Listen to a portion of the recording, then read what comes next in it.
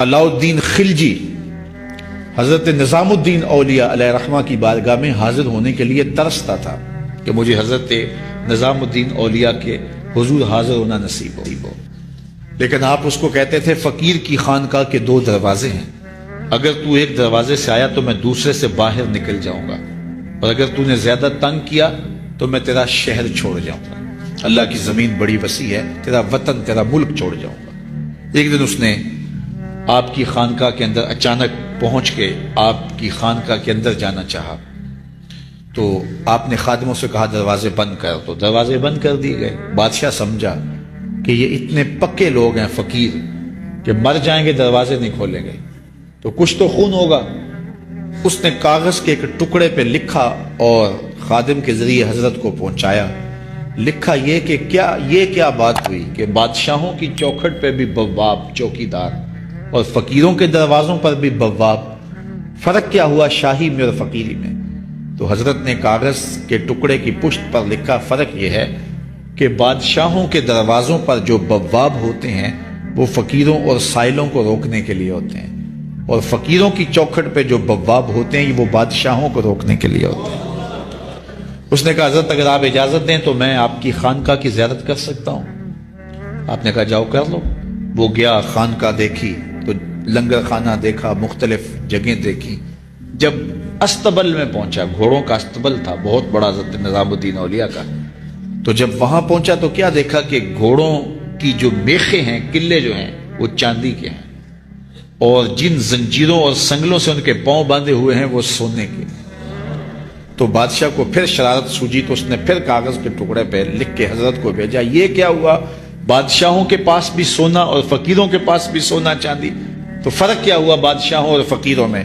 تو شیخ نے اسی کاغذ کے ٹکڑے کی پشت پر لکھا فرق یہ ہے بادشاہ خزانوں میں سنبھال کے رکھتے ہیں، فقیر گھوڑوں کے قدموں میں ڈال کے رکھتے ہیں۔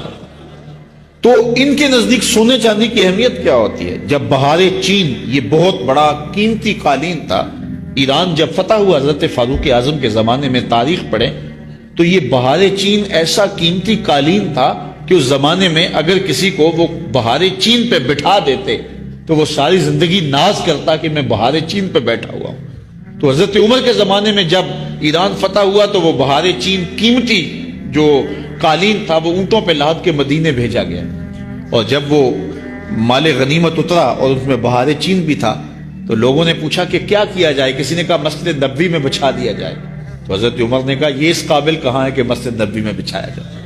تو کہا کہاں رکھا جائے؟ مسجد نبوی سے باہر جہاں لوگ جوتے اتارتے تھے، حضرت عمر نے آرڈر دیا کہ یہاں بچھا دو، لوگ جوتے صاف کر کے مسجد میں جایا کریں۔ جس قالین پہ زمانے کو ناز تھا وہ قدموں میں بچھا ہوا تھا۔ یہ اسلام کا مزاج ہے۔ یہ نظام الدین اولیاء علیہ رحمہ کو محبوب الہی کہتے ہیں نا، ان کا واقعہ بھی علماء نے یہ لکھا ہے، صوفیاء نے، کہ ان کے شیخ حضرت بابا فرید الدین گنج شکر رحمۃ اللہ تعالی علیہ ایک دن موج میں آ گئے اور کہا کہ نظام الدین محب بنو گے یا محبوب بنو گے؟ تو یہ بڑی خدمت کرتے تھے اپنی شیخ کی، تو کہا کہ محب بنو گے یا محبوب؟ تو کہا حضرت اگر اجازت ہو تو اپنی ماں کو نہ پوچھاؤں۔ اللہ اکبر! ان لوگوں کی مائیں بھی تو صاحب آل ہوا کرتی تھی۔ تو کہا کہ اگر اجازت ہو تو اپنی ماں کو نہ پوچھاؤں کہ محب بننا ہے یا محبوب بننا ہے؟ کہا جاؤ تمہیں اجازت ہے۔ تو گھر کی طرف روانہ ہوئے، ایک آدھ دن کا سفر کیا۔ راستے میں ایک فقیر تھا مجذوب، جو راستے میں بیٹھا تھا، حالت اس کی عجیب سی تھی، تو یہ سلام کر کے گزرنے لگے تو وہ مسکرا کے بولا محب بنو گے یا محبوب؟ تو حیرت زدہ ہو گئے کہ اسے کیسے پتا چل گیا، یہ تو میرے شیخ کا اور میرا راز ہے۔ تو رک گئے، کہا کہ حضرت اگر آپ بتا دیں تو بہت اچھا ہو۔ کہا نہیں ماں سے پوچھو، جو وہ بتائے گی وہی بن جانا، اور اگر ماں نے نہ بتایا تو کل آ جانا، اسی وقت یہاں ملاقات ہوگی، پھر میں بتا دوں گا۔ خیر چلے، رات کو پہنچے، والدہ کی خدمت میں سلام پیش کیا، پاؤں دبائے اور کہا کہ شیخ موج میں آ گئے اور کہا محب بنو گے محبوب بنو گے؟ تو میں نے کہا ماں سے پوچھ لوں۔ تو میں اماں جی آپ سے پوچھنے آیا ہوں، راستے میں یہ واقعہ بھی ہوا۔ تو ماں نے کہا کہ بیٹے تم صبح ناشتہ کر کے پلٹ جانا، اور وہ جو راستے میں تیرے دل کی بات پوچھ گیا وہ کوئی صاحب حال تھا، وہ تمہیں صحیح بتا سکے گا کہ محب بننا کہ محبوب بننا۔ خیر یہ صبح ناشتہ کر کے ماں کے پاؤں پکڑے، اجازت طلب کی اور واپس نکلے، اور وہاں جا کے دیکھا تو کوئی فقیر نہیں ہے۔ بڑے حیرت زدہ ہوئے، دائیں بائیں سے پوچھا کہ یہاں کل ایک بابا بیٹھا تھا، کہا وہ تو کل کے فوت ہو گیا۔ تو کہا اس کی قبر کہاں ہے؟ کہا قبر کس نے بنانی تھی اس کی؟ وہ گندگی کے ڈھیر پہ لوگوں نے پھینک دیا۔ دل میں بڑے حیرت زدہ ہوئے، اتنا با کمال تھا، لیکن اپنی حالت یہ، خیر وہاں چلے گئے اور جا کے کھڑے ہو کے پوچھنے لگے، بندہ خدا دل کی باتیں پوچھتا تھا اور میرے ساتھ وعدہ کیا تھا کہ اگر ماں نے نہ بتایا تو کل آنا، اور اپنا پتہ ہی نہیں تھا کہ کیا ہونے والا ہے۔ یہ بات کہی تو بابا اٹھ کے بیٹھ گیا۔ عرش فرش تے بانگا ملیاں تے مکے پہ گیا شور، بلے شاہ سا مرنا ناہی تے گور پیا کوئی ہور۔ ہاں اٹھ کے بیٹھ گیا اور کہا کہ نظام الدین، محبوب بننا محب نہ بننا۔ محبوں کا یہ حال ہوتا ہے، نہ کفن ملتا ہے نہ دفن ملتا ہے۔ محبوب بنو گے تمہاری قبر پہ بھی میلے لگیں گے۔ فَاتَّبِعُونِي يُحْبِبْكُمُ اللَّهُ، اگر حضور کی اطاعت کرو گے، حضور کی فرما برداری کرو گے تو تم محبوب بن جاؤ گے۔ تو حضور کی محبت خدا کی محبوبیت کا ذریعہ ہے، اس لیے ہمیں حضور کا پیار اپنی روحوں میں موجزن کرنا ہے، حضور کی محبت اپنی روحوں میں اتارنی ہے، اور محبت اپنے تمام تر تقاضوں کے ساتھ جب روح پذیر ہوگی تو پھر ہمارا انداز زندگی بھی سنور جائے گا، ہماری آخرت بھی سنور جائے گی۔ محبت کے من جملہ تقاضوں میں سے سب سے بڑا تقاضا محبوب کی اطاعت ہے، کہ بندہ جس سے پیار کرتا ہے اس کی بات مانتا ہے۔ یہ ہے دعوی محبت کا ثبوت، اس کی دلیل۔ اور حضور کے صحابہ کی زندگیاں دیکھیے، ہمارے بدن پہ اتنے بال نہیں ہیں جتنے رسول اللہ کے احسانات ہیں۔ ہمارا ایک ایک بال قرض رسالت میں جکڑا ہوا ہے۔ خدا شناسی تو بڑی دور کی بات ہے، ہم خود شناس بھی نہیں تھے۔ ہمیں تو اپنے آپ کا بھی نہیں پتا تھا کہ ہم کون ہیں۔ اور مجھے بتاؤ، جس کو یہ بھی نہ خبر ہو کہ میں کون ہوں، اس کے پلے ہوتا کیا ہے؟ اقبال نے کہا تھا نا، اپنے من میں ڈوب کر پاجا سراغ زندگی، میرا نہیں بنتا تو نہ بن، اپنا تو بن۔ اور یہ اپنا بھی نہیں تھا، اسے پتہ ہی نہیں تھا، اسے شعور ذات ہی نہیں تھا، اسے خود آگہی کا نور ہی نصیب نہیں ہوا تھا۔ تبھی تو انسان ہو کے، اشرف المخلوقات ہو کے، درختوں کو، پتھروں کو، حشرات الارض کو، چوپایوں کو اپنا معبود سمجھتا تھا۔ انسان کی پیشانی کہاں کہاں رسوا نہیں، درختوں کی جڑوں کو اس نے سجدہ کیا ہے۔ یہ کیچوا نہیں ہوتا مچھلی پکڑنے کے لیے جس کو کانٹے سے لگاتے ہیں، کسی زمانے میں یہ بھی انسان کا معبود ہے۔ پتھروں کو اس نے معبود سمجھا، بہائم کو، چوپایوں کو، لٹکتے پھلوں کو، برستی بارش کے قطروں کو معبود سمجھتا رہا، بادل کو معبود سمجھتا رہا، تنکوں کو، حشرات الارض کو، بہتے پانیوں کو، جلتی آگ کو اور چلتی ہواؤں کو اپنا معبود سمجھتا رہا۔ اسے یہی نہیں پتا کہ میں ہوں کون۔ اے تماشا گاہ عالم روئے تو کجا بہرے تماشا می روی، دنیا تجھے ڈھونڈنے نکلی ہے، تو کس کی تلاش میں ہے؟ یہ اشرف المخلوقات ہو کے، مقصود کائنات ہو کے، یہ اس کائنات کا دل اور کلیجہ ہو کے حشرات الارض کو، سانپوں کو، بچھوؤں کو اپنا معبود سمجھ رہا ہے۔ یہ تو میرے حضور نے بتایا، یہ تیرے معبود نہیں ہیں، تیری دہلیز کے نوکر ہیں۔ ان درختوں کو پوچھتا ہے، یہ تو تجھے چھاؤں فراہم کرنے کے لیے، آکسیجن دینے کے لیے، تیرے ایندھن کے کام آنے کے لیے، تیرے ذوق نظر کی تسکین کے لیے، تجھے پھل فراہم کرنے کے لیے پیدا کیے گئے۔ ان جانوروں کو پوچھتا ہے، یہ تو تیری سواری کے لیے، بار برداری کے لیے، تجھے دودھ اور گوشت کی ضروریات فراہم کرنے کے لیے پیدا کیے گئے۔ یہ چاند، سورج، ستارے، اجرام فلکیہ، یہ تیرے معبود کیسے ہو سکتے ہیں؟ یہ تو تیری راہوں میں روشنی اجالنے کے لیے پیدا کیے گئے۔ نہیں تو دیکھ، یہ انگلی اٹھتی ہے اور چاند ٹکڑے ہو کے قدموں میں آتا ہے، سورج پلٹ کے اثر کے وقت پہ آتا ہے، اور سڑیاں کھجوراں اگا جاندہ ہے، وہ پتھراں نو کل میں پڑا جاندہ، قطرے کو سمندر، ذرے کو ستارہ کرتے ہیں، کونین کو خم آ جاتا ہے جب زلف سوارا کرتے ہیں۔ اب انسان کی آنکھ کھلی کہ میں کون ہوں، کہ یہ پوری کائنات درختوں کو پوچھتا ہے، جا میں نہیں، تو ہی کہہ دے تمہیں اللہ کا رسول بلا رہا ہے۔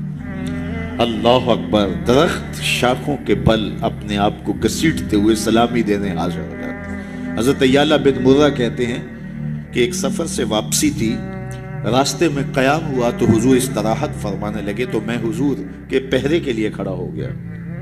دور صحرا میں ایک درخت تھا، وہ ہلنے لگا، پھر جڑوں سمیت اکھڑا اور شاخوں کے بل اپنے آپ کو گھسیٹتا ہوا میرے برابر آ کے کھڑا نہیں ہو جاتا۔ میرے لیے بڑی حیرت کی بات تھی، لیکن کوئی تھا نہیں کہ اس سے بات کروں۔ خیر تھوڑی دیر کے بعد وہ اپنی جگہ سے چلا اور جہاں سے اکھڑا تھا وہی جا کے نصب ہو گیا۔ حضور بیدار ہوئے تو سلام عرض کرنے کے بعد میں نے پہلی بات یہی عرض کی، میں نے کہا حضور وہ سامنے والا جو درخت ہے تھوڑی دیر قبل اپنی جگہ سے اکھڑا تھا، شاخوں کے بل اپنے آپ کو گھسیٹتا ہوا یہاں آیا، رکا، جھومتا رہا، پھر واپس چلا گیا۔ حضور نے حیرت کا اظہار نہیں کیا، میں تو سویا تھا، تفصیل سناؤ، کوئی آندھی آئی، کوئی جھکڑ آیا، کوئی طوفان آیا، کیسے اکھڑا؟ حضور مسکرا دیے اور فرمایا ھذہ شجرۃ استاذنت ربھا، فرمایا یہ درخت ہے، اس نے رب سے اجازت مانگی تھی، مالک تیرا محبوب نیڑے آیا ہے، سلام نہ کر رہا ہوں، فاذن لہا، تو رب نے اس کو اجازت دے دی تھی، یہ مجھے سلامی پیش کرنے آیا تھا۔ تو پوری کائنات تو ان کے حسن کا طواف کرتی دکھائی دیتی ہے۔ وہ انگلی اٹھاتے ہیں، چاند کے ٹکڑے ہوتے ہیں، سورج پلٹ کے اثر کے وقت پہ آتا ہے، درخت کلمہ پڑھ رہے ہیں، کنکر بول کے گواہیاں دے رہے ہیں۔ اب انسان کی آنکھ کھلی کہ میں جن کو معبود سمجھتا تھا یہ تو ہمارے گرد طواف کر رہے ہیں۔ اب اس کی آنکھ کھلی، اب شعور سنبھلا اور اب وہ سمجھنے لگا کہ میں کون ہوں، اپنی حیثیت سے اب آگاہ ہوا۔ اللہ اکبر، بے خبر تو جوہر آئینہ ایام ہے، تو زمانے میں خدا کا آخری پیغام ہے۔ اسے اب اپنی ذات کا شعور ہونے لگا۔ خود سے ملاقات ہی تب ہوئی جب حضور تشریف لائے۔ تو راز کن فقاں ہے، اپنی آنکھوں پر آیا ہو جا، خود ہی کا رازداں ہو جا، خدا کا ترجمہ ہو جا، خود ہی میں ڈوب جا غافل، یہ سر زندگانی ہے، نکل کر حلقہ شام و سحر سے جاویداں ہو جا، مسافے زندگی میں سیرت فولاد پیدا کر، شبستان محبت میں حریر و پر نیا ہو جا، گزر جا بن کے سیل تند رو کو ہو بیاباں سے، گلستان راہ میں آئے تو جوئے نغمہ خواہ ہو جا، تیرے علم و محبت کی نہیں ہے انتہا کوئی، نہیں ہے تجھ سے بڑھ کر ساز فطرت میں نوا کوئی۔ اسے اب پتہ چلا، اپنی ذات کی شناخت اب ہوئی۔ اللہ اکبر، کانپتا ہے دل تیرا اندیشہ طوفان سے کیا، نا خدا تو، بحر تو، کشتی بھی تو، ساحل بھی تو، دیکھ آ کر کوچائے جا کے گریباں میں کبھی، کیس تو، لیلا بھی تو، صحرا بھی تو، محمل بھی تو، وائے ناکامی کہ تو محتاج ساکی ہو گیا، میں بھی تو، مینا بھی تو، مستی بھی تو، حاصل بھی تو، آہ کس کی جستجو آوارہ رکھتی ہے تجھے، راہ تو، رہرو بھی تو، رہبر بھی تو، منزل بھی تو، بے خبر تو جوہر آئینہ ایام ہے، تو زمانے میں خدا کا آخری پیغام۔ تو اب انسان کو اپنی ذات کا شعور ہوا۔ خدا شناسی تو بڑی دور کی بات ہے، میں کہتے ہیں انسان کی اپنی ملاقات اپنے آپ سے تب ہوئی جب حضور آئے، خودی کا شعور تب ملا جب حضور آئے، من سے آگہی تب ہوئی جب حضور آئے۔ تو اگر وہ تشریف فرما نہ ہوتے، خدا شناسی تو بڑی منزل ہے، انسان خود شناس بھی نہ ہوتا، اپنے ذات سے بھی آگاہ نہ ہوتا، انسان ہو کے انسانوں کے گلے چیر رہا تھا۔ سکا باپ اپنی بیٹی زندہ درگور کر کے فخر کرتا تھا کہ میں نے اپنی آبرو بچائی۔ مائیں دنیا کی منڈیوں میں بکتی تھی، باپ کی توقیر کوئی نہیں تھی، اور یہ تو میرے حضور آئے جنہوں نے آ کے بتایا کہ بیٹی عزت کی جگہ پر ہے۔ آپ نے یہ حدیث بارہا سنی ہوگی، علماء کرام سے بارہا سنی ہوگی، لیکن ذرا اس کو اس پہلو میں دیکھو، جب بیٹیوں کو زندہ درگور کر کے باپ فخر کر رہا تھا، اس زمانے میں میرے حضور نے کہا میری بیٹی میرے جگر کا ٹکڑا ہے۔ یہ صرف کلمہ تحسین ہی نہیں ہے، یہ کلمہ جہاد ہے۔ اس دور میں جب بیٹیوں کو زندہ درگور کر کے باپ فخر کر رہا ہے، آج تو ہر شخص اپنی بیٹی کو قرار جان سمجھتا ہے، بیٹی کو آنکھوں کا نور سمجھتا ہے، نور نظر سمجھتا ہے۔ بیٹی کے جہیز کے لیے باپ اپنی ساری زندگی لگا دیتا ہے، پردیس کاٹ دیتا ہے، جوان بھائی فیکٹری میں اوور ٹائم لگاتا ہے، میں بہن کے ہاتھ ملے کر۔ تو آج اگر بیٹی کے بارے میں کوئی محبت بھرے جملے کہے جائیں تو بڑی بات نہیں ہے. جب باپ زندہ درگور کر کے فخر کرتا تھا، معاشرے سے اسے داد ملتی تھی کہ تو نے بیٹی کو زندہ درگور کیا ہے، اس زمانے میں میرے حضور نے کہا کہ میری بیٹی میرے جگر کا ٹکڑا.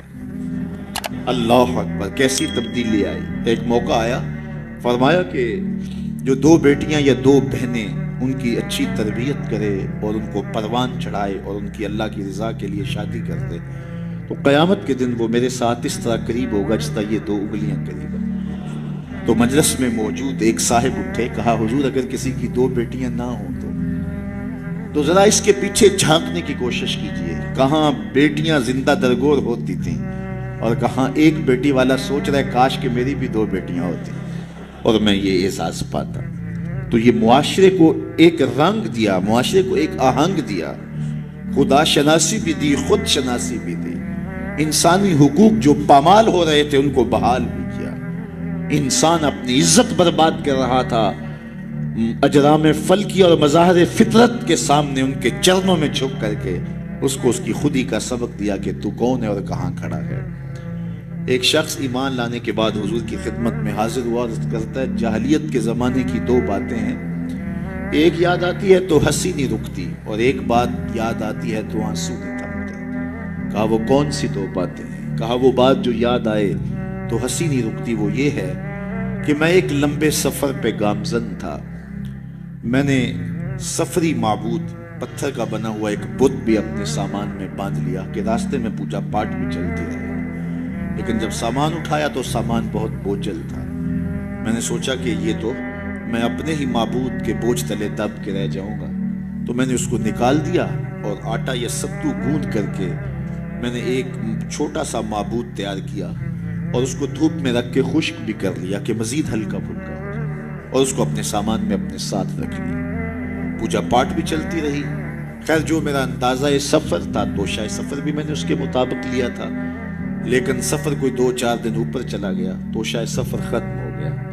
ایک آدھ دن تو میں نے بھوک کاٹی، لیکن جب انتڑیوں میں بل پڑنے لگے اور مجھ سے گوارا نہ ہوا تو میں نے تھیلے سے اپنے اس معبود کو نکالا جو آٹے کا بنا ہوا تھا، اس کو پتھر پہ رکھ کے کوٹا، پھر اس میں پانی ڈالا، پھر اس کو گوندا، پھر روٹی پکائی اور پھر کہا میرے معبود اب کام نہیں آئے گا تو کب آئے گا؟ اب تو میری انتڑیوں میں بل پڑ رہے ہیں، مجھے جاہلیت کے زمانے کی وہ یاد آتی ہے تو مجھے اس بت کی بے بسی پہ ہنسی آتی ہے. کیسا بے بس معبود تھا جو اپنے پجاری کو اتنا بھی گزارش نہیں کر سکتا تھا مجھے پوجنے والے میرے پہ اتنا تو ترس کھا، اب مجھے دانتوں تلے چبا کے تاریک میدے میں پھینکے گا، پھر گندگی کے ڈھیر پہ ڈال آئے گا.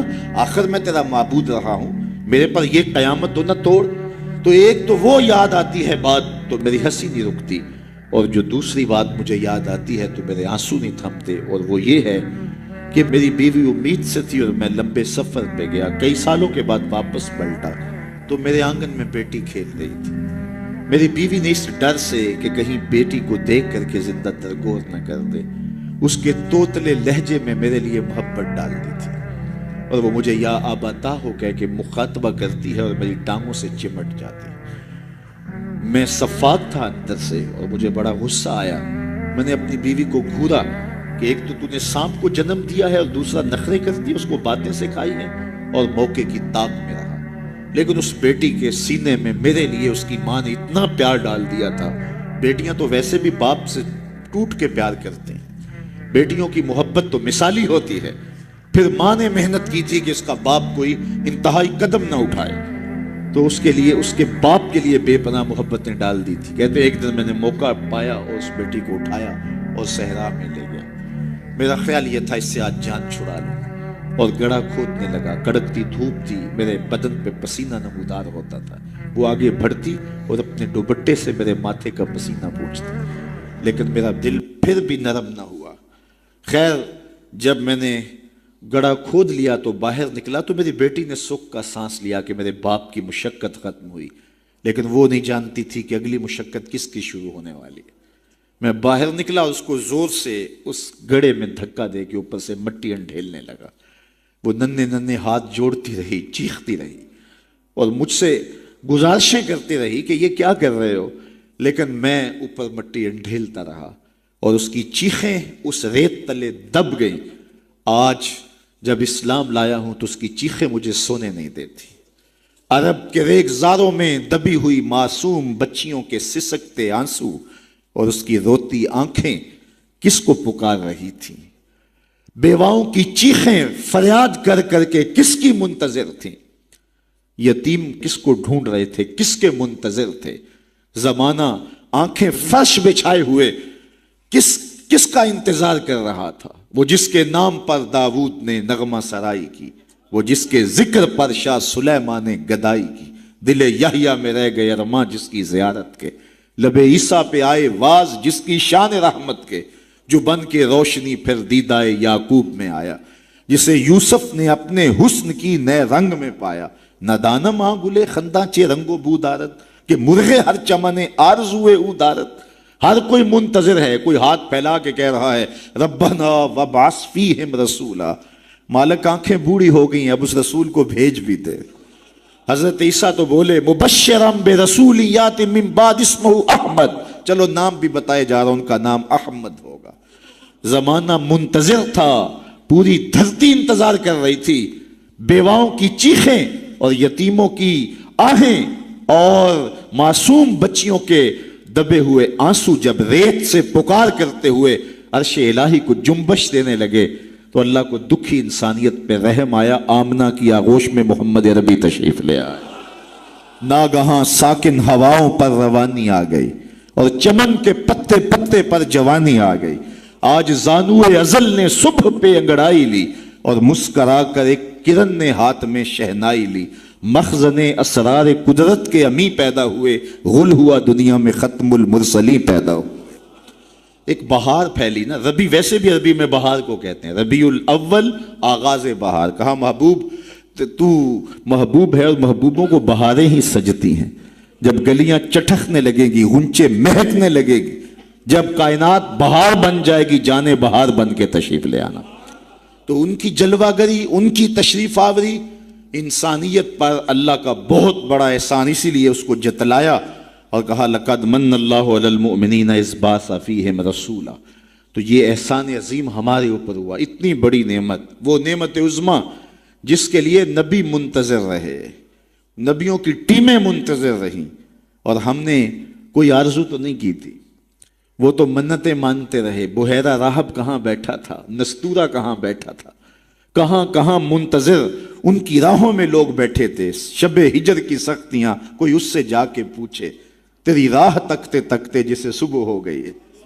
زمانے منتظر رہے، صدیاں منتظر رہیں، لوگ راہوں میں بیٹھے رہے، ہم نے کوئی انتظار نہیں کیا. آنکھ کھلی، ہمارے والد صاحب مؤذن کو مسجد سے بلا لائے. انہوں نے کان میں آ کے کہا مبارک ہو، تو حضور کا غلام بن کے آ رہا ہے. شاہوں سے ملا ہے نہ تونگر سے ملا ہے، اللہ کا عرفان اسی در سے ملا ہے. اوروں کو ملا ہے تو مقدر سے ملا ہے، مجھ کو تو مقدر بھی تیرے در سے ملا ہے.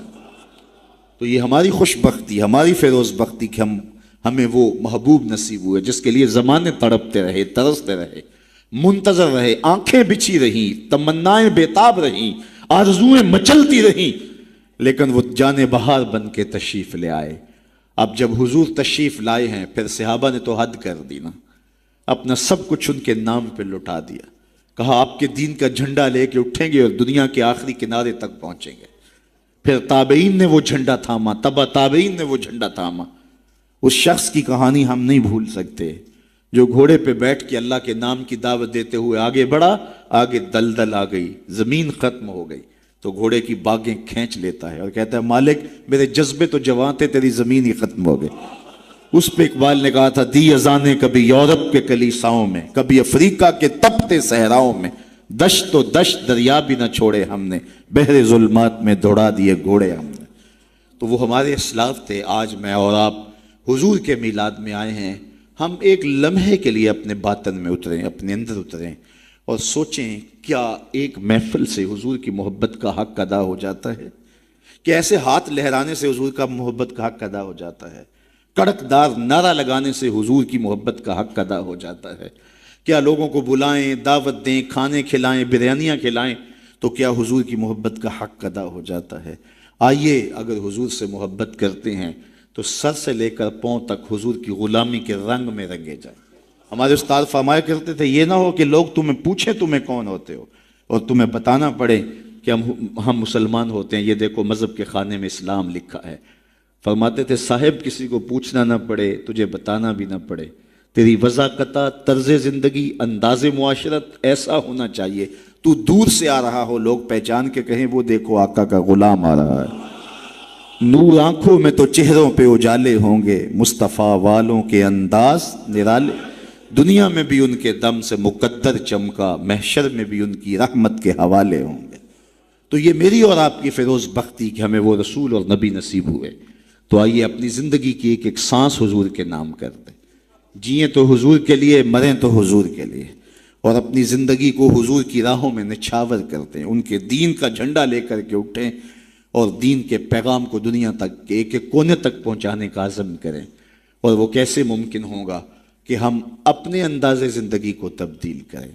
جب کوئی شخص صالحیت کا لبادہ پہن لیتا ہے تو پھر وہ زبان سے نہ بھی بولے، وہ سنت و سیرت کا پیکر گلی سے گزر بھی رہا ہو تو وہ بھی تبلیغ کا رنگ ہوتا ہے، وہ بھی ایک انداز ہوتا ہے، دعوتی انداز ہوتا ہے۔ لیکن اگر میں زبان سے دعوت دین کی دیتا رہوں اور میرا رویہ، میرا عمل، میرا کردار، میرا لہجہ، میرے اخلاق اس کی نفی کر رہے ہوں تو میں حرف حرف منافقت کر رہا ہوں۔ اس لیے مجھے اپنے رویے کو، اپنے طرز زندگی کو، اپنے انداز معاشرت کو حضور کی سنت کے سانچے میں ڈھالنا پڑے گا۔ محمد دی زیارت محمد دے رنگ وچ ٹھگ بازیاں جانے پیارا محمد۔ اقبال نے کہا تھا چوب نام مصطفیٰ خانم درود، از خجالت آب می گردد وجود، عشق می گوید کہ اے محکوم غیر، سینائے تو از بتا مانند دیر، تا نداری از محمد رنگو بو، بر زبان خود میالہ نام ہو۔ تو اس کو پنجابی میں جو ہے وہ قلم توڑ دیا، اللہ اکبر، یاری لا تو پاک نبی سنگ، اے پر پوری یاری۔ ذرا دیکھیے شعر کا حسن دیکھیے، اٹھان دیکھیے، یاری لا تو پاک نبی سنگ، اے پر پوری یاری، پھر درود قبول ہے تیرا لکھ نہ لو ایک واری۔ تو اپنے آپ کو ان کی محبت کے رنگ میں رنگ لو،